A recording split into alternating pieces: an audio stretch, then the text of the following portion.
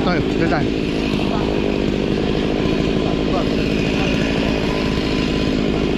Tahan lah. Tak apa, tahan je. Sekejap, potong habis.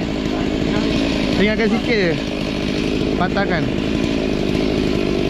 Jadi lapik lah, lapik.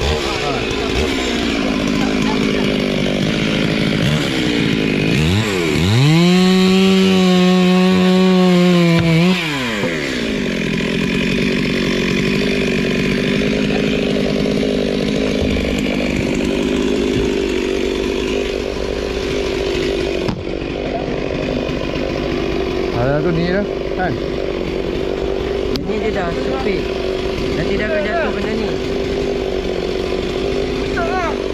Ini adalah barang-barang yang selalu aku gunakan dalam video aku. Jadi kalau korang minat nak beli, kau boleh tekan beg kuning ataupun link di bawah.